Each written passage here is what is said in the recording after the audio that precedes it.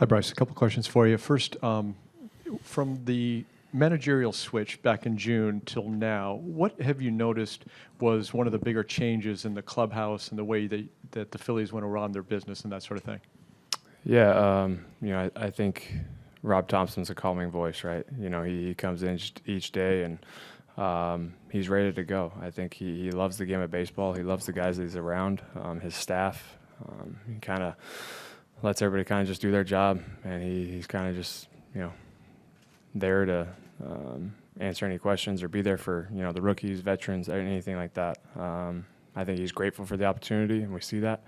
And I think we're all grateful for the opportunity to play for him. We all want to go out there and play our best game for him, and he just has all the faith in the world in our ability to go out there, and he never gets too high, never gets too low. He's very even keel in what he does. I said this a couple weeks ago. He's kind of like, in Tombstone when Doc Holliday says to Wyatt Earp, you're an oak, because he's so just even keel. There's nothing that upsets him or anything like that. He's very into what he does, and we're just grateful to be able to have him at our top. It seems almost unfathomable that you went from a managerial change to now in the NLCS. What's the process that happened and your thoughts of like, wow, we made it this far even though where we were? Yeah, I don't think any of us are shocked at the situation, right? I think going into spring training and Dave Dombrowski and John Middleton making the decision to go over the tax and give us our best chance to win. Of course, we didn't play up to our ability in that moment, in those first 2 months, I would say. And then, we kind of just turned it around. Our bullpen got better, our starting pitching got better, our lineup, construction got better, and our lineup got better. I think being able to kind of let our rookies go and let them run and do their thing helped us a lot. When you're able to have that mindset of the organization that, we have to let our young guys play. We have to let them succeed. We have to let them fail as well. We were able to do that. And I think, we're reaping those benefits now, with the success of Stott and Marsh, Vierling, any guy that's kind of came up has really, had success for us. And, it's been a lot of fun. And then finally, do you see a lot of similarities with your team with the Padres? Some strong starter pitching, some good hitting throughout the lineup. Is this a lot of similarities between the two teams, you think? Yeah, I think people kind of counted us both out, right? It was kind of just, LA is going to win or the Braves are going to win or, the Mets are going to win because those three teams are so good and so dynamic. And, they had such great, regular seasons as they always do. I think this is going to be a great series. I think it's going to be a lot of fun. I know that we're looking forward to it as a team, and the opportunity to come in here and hopefully win a game and get home. I think we're all excited for that opportunity, and we're looking forward to it. Okay, we're going to go down here on the left here to Bob. Hey, Bryce, it seems like you and Manny have been linked together forever. You remember the first time you ever met him or even heard his name? Yeah. USA Baseball, of course. We all played against each other, played with each other. Manny's a great talent. He's one of the best, defenders in the game. He can swing the bat very well. He's having a great year this year. I'm excited to be able to share the field with him. I think he's an incredible ball player, and I look forward to, seeing this series and how it goes. The second part was, the second part was, have you guys talked at all as far as how it worked out perfectly for both of you guys? You could have been here, he could have been there. Nah, that's not a conversation we had. Okay. Far right over there, Jim. Hey, Bryce. Just, June 25th, the last time you were here, it was for you, a horrific night, I would imagine. Did you wonder at that moment if you had played your last game for 2022? And what's it like being back here where it kind of all happened? And yeah, I think anytime you get hit or break a bone or anything like that, those doubts creep into your mind of, you might not come back this year or, what's going to happen, how the team's going to react. And the team reacted great, right? And I got news that I'd be back, 6 to 8 weeks, and I'd be ready to go for, September in the postseason. So, I put my mind forward and was ready to, hit the ground running when I came back. And, didn't really think about, anything else besides, trying to help the team any way I could when I was out, and be there for any guy that was on the team. And the way they picked up the slack from, me getting hurt was incredible. I mean, they had a great run when I was gone, and they played great. And, that's why we're here with this opportunity right now. What do you think it'll be like getting in the box against Snell again? Yeah, I mean, it is what it is. It's two players going at it. And if I could just ask you, hit 500 in the last series. Looks like something clicked that you've been looking for maybe most of September. What kind of clicked for you? Yeah, I mean, I just like I've been saying, I just every day's a new day. Don't matter if I'm 0 for 4, 4 for 4, as long as we win the game. I don't care what happens. I just want to win at any cost in anything that we do. So I've told you guys, numerous times, hitting the ball over the plate and doing damage with it, and not swinging the ones out of the zone. Just trying to make it as simple as possible, and understand that the most important thing is winning. Okay, we're going to go to Todd right next to Jim. Bryce, that night in San Diego in the clubhouse after the game, I was just wondering if you remember talking to players about keeping this thing going while you're gone, and this is not the end of the world, and anything like that, or did you hear other teammates kind of like talk each other up in terms of keeping this thing rolling? Yeah, I mean, I don't think I had any doubt in that happening. With the guys that we do have in that clubhouse, from JT to Reese to, Nicky and Schwarber, and then our young guys as well. I mean, I think the mindset in that clubhouse has been all years to just keep playing, keep getting to the next game, keep getting to the next at-bat, keep getting that opportunity to play each day. So, I don't think there was any doubt when I went down that, we weren't going to do what we needed to do to get here. And, like I said, they picked up the slack, and, I mean, Reese had an incredible, month, like right after I was, hit, and then JT had an incredible second half, and, Nicky came on late, Schwarber with all of his homers, winning games single-handedly, and then our pitching. I mean, we can talk about our pitching all day because, they're a main reason why we're here as well. Our bullpen, Alvarado coming back, and being Alvy, Sir Anthony, I mean, just all of it. So, and Marsh, ever since the deadline of that trade, he's been, pretty lights out for us in center field and in the batter's box. So I think just, getting that opportunity to still be here, that's all we can ask for. Okay, we're going to go here far left to Bryce. Bryce. You guys in the Padres had a similar path. Neither team reached 90 wins in the regular season, had to fight through the wild card, knocking off 100-win teams. But what in particular was that first thought when you heard the Padres did beat the Dodgers? Yeah, I mean, it's baseball. I mean, anything can happen in baseball. They're a great team. They're a great organization. They made moves at the deadline that, made their team, that much better. From Juan Soto to Bell to, Hader, of course, and Drury. I think there wasn't any shock at any point. I mean, if it was going to be the Dodgers or the Padres, we wouldn't have been shocked at any opponent because both teams are, major league teams. So, I think they're a great team. We're looking forward to this opportunity to play in them, and I expect this place to be pretty rowdy tomorrow night. They're a city that loves their baseball. I grew up playing here for the San Diego show and San Diego Stars as well. So I know how much they love baseball, and I look forward to playing here tomorrow night. We go over here far left to Tony. Bryce, you and Manny are connected in so many different ways. You both signed at young ages to be leaders of your organization. Just talk about coming in at 26 and then getting to this point in terms of leadership, how far you've come in that realm. Yeah, I mean, I think it's, when I sat down and I was going to sign in Philadelphia, it was, something that was perfect for me and my family. We connected very well with John Middleton, connected very well with the city of Philadelphia, with the fans, with the organization, kind of, their plan, what they were going to do at the time. And, knowing kind of, at the time Gabe Kapler was our manager, having those conversations with him, I was really excited about the future and, the direction of this organization. And I knew John Middleton was going to do everything he could to win at all costs. So being able to come in here and play for an organization like this, it's been a lot of fun. Of course, we've had our ups and downs the last couple of years. My first spring training, I can remember I said it's going to take us 4 or 5 years to get to where we need to be. It could take longer than that.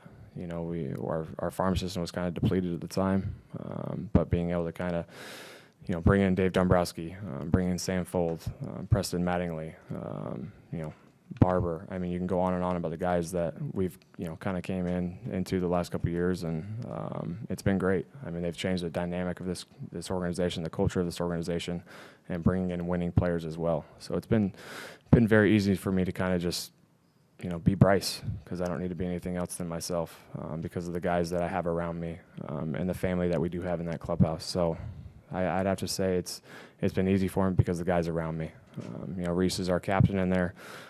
He's a guy that, you know, answers all the questions to the media and the PA and everything else, makes our lives easier, right? So, I mean, I think just having the group of guys that we do around has been really good for us and been good for our dynamic as well. Okay, I'm going to stay here on the left. Jesse? Bryce, back to San Diego Stars. You have any specific recollections of travel ball age Joe Musgrove? Yeah, I played with Musgrove growing up from the time we were 10 years old until we were about 14. Joe was a first baseman hitter and, you know, could pitch as well. But just a lot of fun. Such a great family. I'm so excited for his success. I'm so pumped about his success as well. He's very good. He's always been very good, even when he was with Toronto and Houston. And then he comes home and, you know, throws his no-no here. I mean, unbelievable to, you know, throw a no-hitter, you know, in San Diego, his hometown. And I mean, just incredible. I'm so happy for his success. Very happy for him and his family. You know, I love his parents, his sisters as well. They're just a great family. So I'm excited for his success and all that he's done. We're going to take two more. We're going to take one right here. Tim? Hey, Bryce, I'm wondering if turning 30 had any significance for you as a player, as a man, as a dad, all those things, and also if yesterday you may have reflected on the journey to get to 30. No, my trainer asked me today if I felt any different, and I told him I don't know if it's from the flight or just from turning 30. I feel like crap today, so. No. No, I mean, I haven't really thought about it. I mean, I can't believe I'm 30, actually. I mean, being 19 in the show and then, you know, getting all the way to here. I don't know. It's just, it doesn't feel any different right now. You know, I'm a dad, right? I mean, so, you know, got a 3-year-old and a 1.5-year-old and got a beautiful wife, and I'm just excited for, you know, my next 30, right? I mean, I'm just excited to be able to, you know, be healthy, be happy, be right where I need to be in the city of Philadelphia, and, you know, play for such a great team and organization. I look forward to, you know, doing it for a long time. Okay, last one here. Go Scott. Hey, Bryce. You alluded to it a little bit ago, but one guy who was not in Philly when you signed was Dave Dombrowski. What were your thoughts when the club hired him? And he comes in, obviously, with a track record of winning everywhere he's gone. What were your thoughts when they hired him, and what have you seen and thought since you've gotten to know him? Yeah, at the time, I didn't think we had an opportunity to get him just because he was in Nashville and he wanted to, you know, start a team there, and had a great opportunity to do that. And kind of when that didn't happen, we were like, what are we waiting for, right? I mean, he's won everywhere he's gone, right? And this is kind of his baby now. This is kind of his team that he's kind of put forward, and you know, he's made moves. He's made moves with staff and you know, minor league stuff, and you know, I think we're kind of reaping the benefits of that right now. And this is kind of just year one for him. You know, if you don't count COVID and stuff, and last year this is kind of year 1.5, I would say, because this is his now. And, you know, I think we, you know, just as a team, we absolutely love Dave. I mean, just the way he acts and the way he is around us. He wants so much success from his players. He cares deeply about his players as well. I've never really had I take that back. Mike Rizzo was kind of like that as well. You know, Riz was very, you know, into his team and loved his team as well. But he really cares about us a lot. He wants what's best, if that's, you know, from, you know, a mental side or a physical side, clubhouse, weight room, training staff, you know, food, anything. I mean, he's very, very good with that kind of stuff.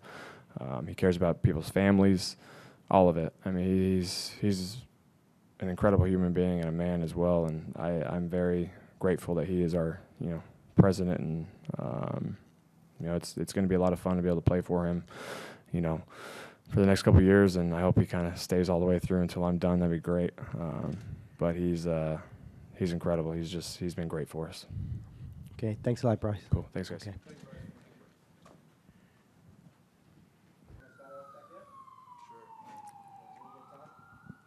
Hey, Rob. Hi, Tom. What's the latest on David Robertson? Well, he should be finishing up a bullpen right now, and then he's going to do some agility work, and then as soon as we can get on the field, we're going to do a little PFP and kind of assess it from there. So, I mean, how has he looked to this point, and is it realistic that he makes it? I can't really say. I think I got to see him in his PFP, and that starts at 3 o'clock. But it's kind of miraculous how quick he's come off this injury and how much better he is. I wouldn't have expected he's at where he's at.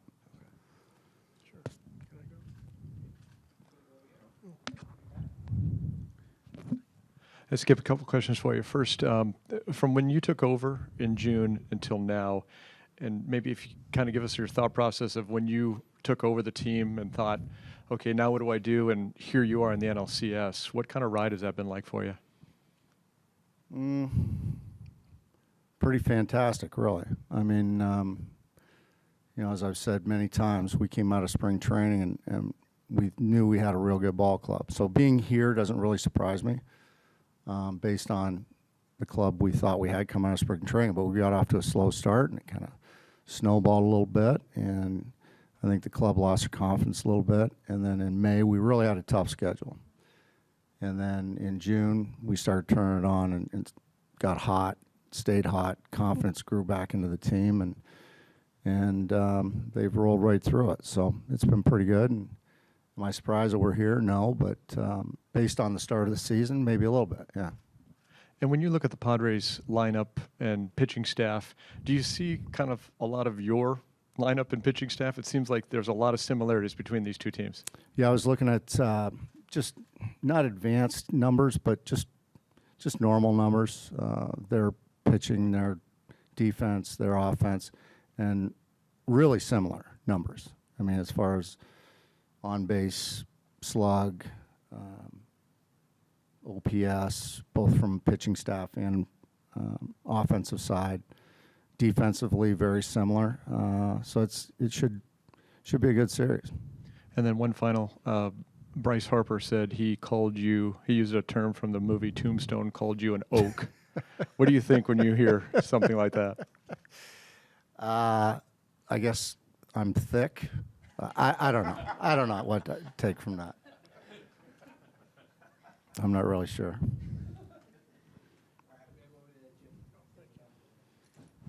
Hey, Rob.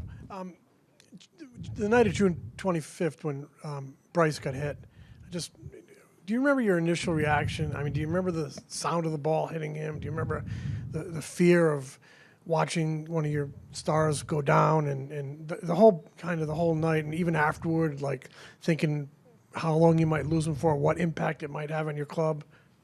Yeah, initially I wasn't really sure where he got hit.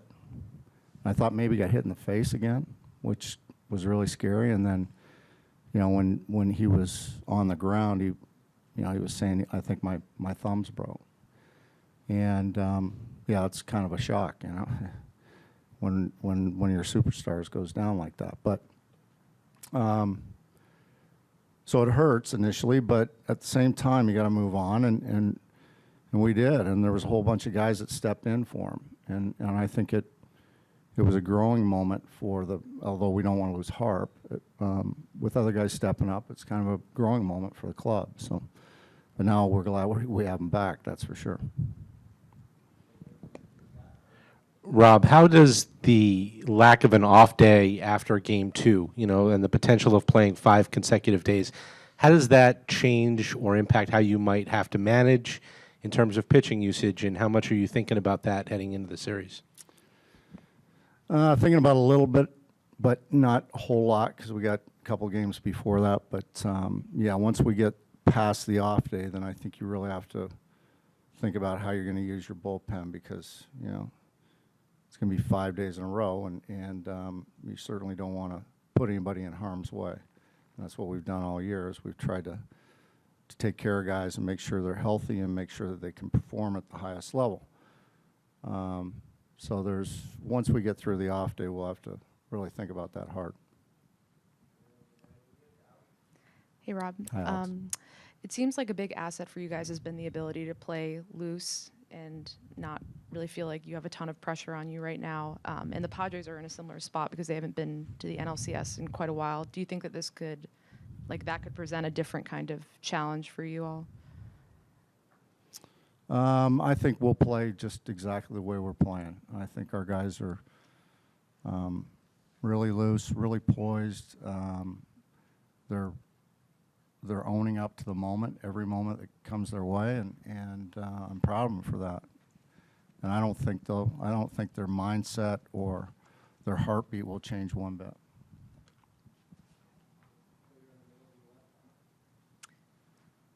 Looking at some of the things that got you here, the improvement in the infield defense over the year is really striking, I think, and especially that you seem to use the shift a lot less now than you were at the start of the year. What was the thinking behind that, and how do you think, if that helped the infield get better, did it? So I have to give a lot of credit to Bobby Dickerson and the work he's done, and the players for the work they've done. But as far as where we align guys, that's like a day-to-day adjustment. You know, we're always looking at, okay, how can we do things better? What factors into whether we play a shift or not play a shift or play a guy in a certain area. So I think as the season has gone on, between our analytic people that are doing the suggestions and Bobby and the players, it's been a daily adjustment. We've just gotten a little bit better at it, just a little bit at a time. And right now it's working out pretty good.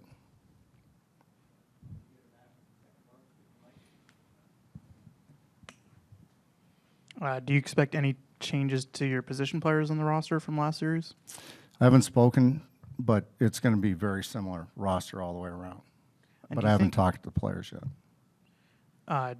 Do you think your left-handed relief beyond Alvarado, who's obviously a big piece for you, could the left-handed relief factor a little more in this series given the opposition? Yeah, and we have some right-handers that get left-handers out too. So when I look at our bullpen, I kind of see not just Hand and Alvarado, I also see a couple of right-handers. So really, I have 4 or 5 guys that I go, okay, they can get left-handers out.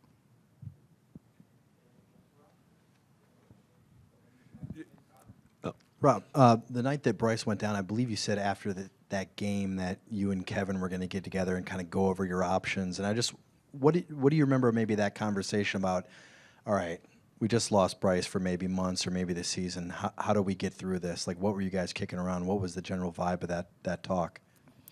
I think it starts with the players that you've got now, and then you look beyond that to Lehigh Valley. And so eventually we got like a Derek Hall in there. And so we were kind of mixing and matching and trying to piece together with the people we had at the time. And then, all of a sudden Derek Hall's getting hot in AAA, and we're going, okay, maybe this is a guy. And we brought him, and he performed right away. And we had a lot of that this year, which was really good. We had a lot of guys come up from Lehigh Valley, as you guys know, that gave us performance and energy and all that stuff that helped the ball club win. And you kept Kyle and Reese 1-2. I mean, would have been easy maybe to have one of them hit 3. I think you had Castellanos hit 3rd for a while, even though he was struggling. Why did you resist the urge, if you had one, to maybe drop one of those guys down? Well, at the time, Schwarber was hitting 2 home runs every day and walking twice. And Hoskins was hitting a home run every day and walking twice. So I didn't really want to mess them up. I didn't want to overthink it. I wanted to keep them right where they're at. They seem very comfortable there. And, it worked out. And, there's ebbs and flows to the season, but we've been pretty consistent with that, and I think it's worked out pretty well. Thanks. Yeah, just one thing about D-Rob. Do you feel like he needs to be full go tomorrow, or does he have to show you full go ability tomorrow, or could you put him on the roster thinking he still needs a day or two, or what's your comfort level there? For me, I think he's got to be full go tomorrow, because I think it's a big question mark with that injury that you say, in 3 days he's going to be ready. I don't know if anybody can answer that question. So that's a big roster spot to take up and sort of not be able to utilize it properly. Thank you.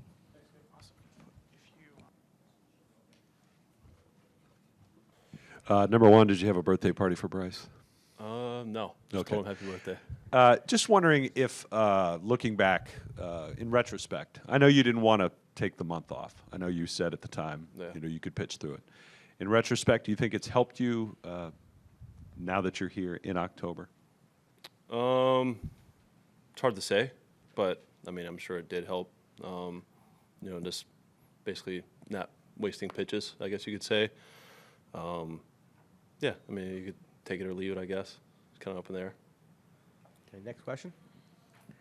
Jim over here on the left. When Bryce went down, how big of a challenge did you think that would be for the team to overcome? It's a big challenge. I mean, he's our guy. He's our big bat in the lineup, but other guys were able to step up. Not just one particular guy, but, a group of guys. They stepped up, and they did it for a long time, and that's kind of what, got us here. Okay, we're going to go Scott right here on the right. Just following up on that, what do you remember about the clubhouse that night, the mood in there?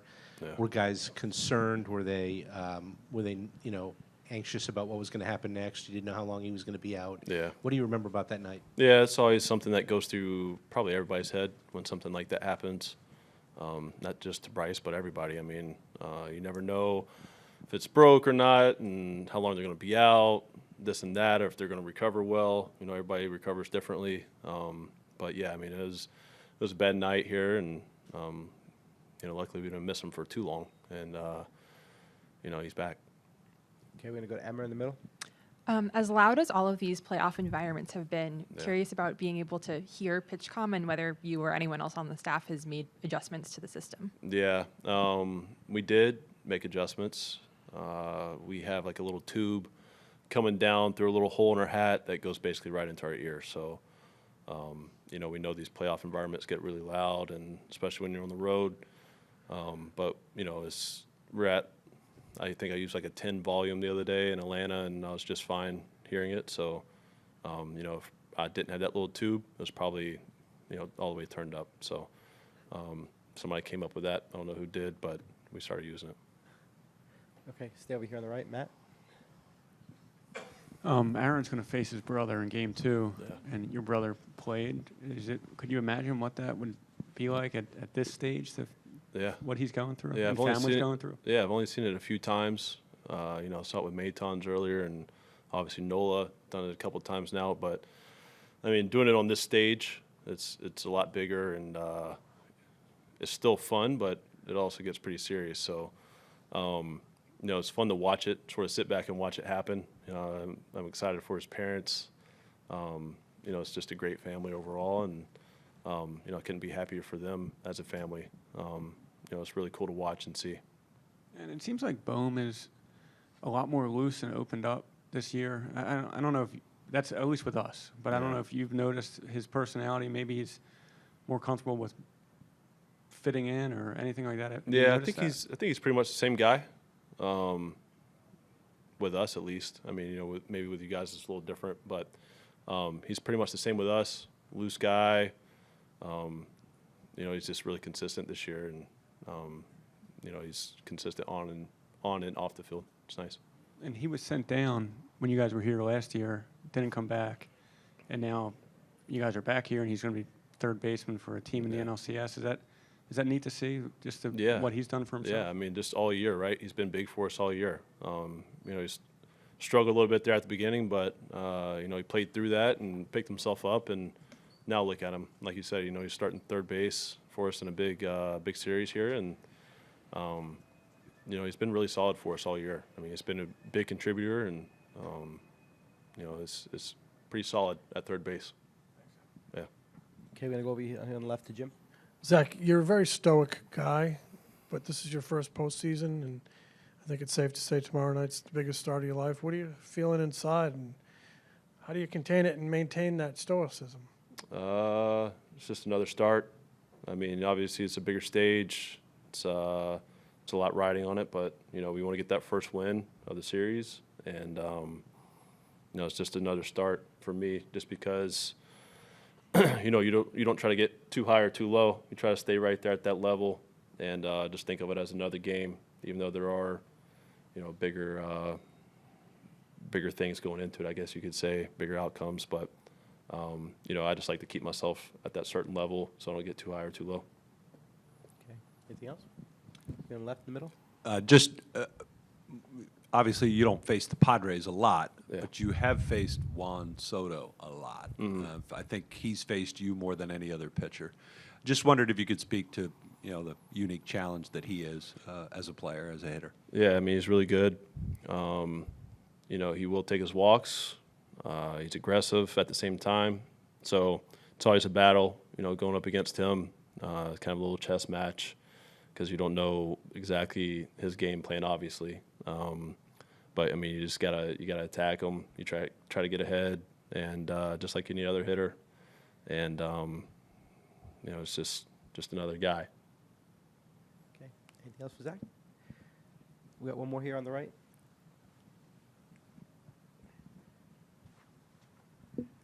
Hello, Zach. How's it going? Yeah, I remember that you were speaking really highly of you, Darvish, even when you're with the Mets, and you guys, you know, experienced the same, you know, the Tommy Johns and everything. And he's 36 now, and you're 32 now. Yeah. Does he have any kind of influence on you? And if he's so, in what regard? Yeah, I mean, I've watched him pitch over the years for sure. You know, kind of the same repertoire, I guess you could say. You know, he throws a little more off speed than I do, but he's also got a good fastball. And, you know, he attacks guys, whether it's a different way than I do or not, but he attacks guys. Just watching him pitch, it's, you know, he's done it for a long time now, and he's been good for a long time. You know, he's very good at what he does, and he's figured out his little niche, and, you know, it's fun to watch him pitch. How much are you embracing facing him in a big stage like this? Yeah, it'd be pretty cool. You know, there's a lot to go with him, and you know, I know he's going to bring it, so I got to bring it too. Okay. Thanks a lot, Zach. Yeah. Thanks, guys.